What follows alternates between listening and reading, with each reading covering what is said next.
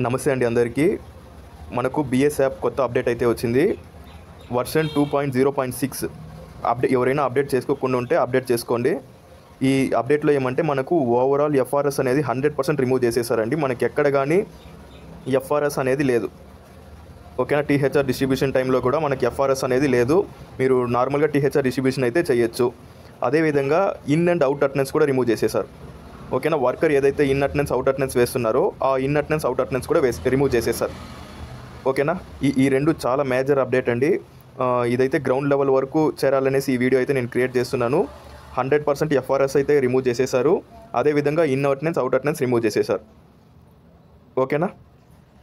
అదేవిధంగా THR distribution చేసేటప్పుడు మనకు సేవ్ సబ్మిట్ అనేసి ఆప్షన్ ఉంటుంది.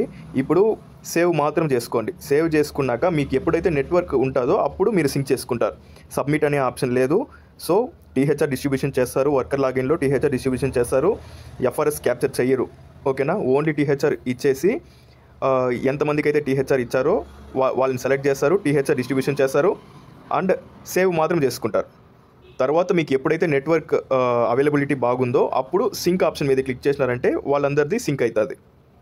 ఓకేనా. ఇదే అండి మేజర్ అప్డేట్. అండ్ టీహెచ్ఆర్ డిస్ట్రిబ్యూషన్కి మనము ఫస్ట్ ఫ్రైడే నుంచి 25th ఆఫ్ మంత్ అంతవరకే మనం ఫస్ట్ ఫేజ్ యొక్క టీహెచ్ఆర్ డిస్ట్రిబ్యూషన్ చేయగలము. అదేవిధంగా సెకండ్ ఫేజ్కి 3rd ఫ్రైడే నుంచి ఆ మంత్ యొక్క 25th వరకు మాత్రమే టీహెచ్ఆర్ డిస్ట్రిబ్యూషన్ చేయగలం. THR distribution phase 1 first Friday to 25th of the మంత్లో, అంటే సెకండ్ ఫేజ్కి 3rd ఫ్రైడే నుంచి 25th.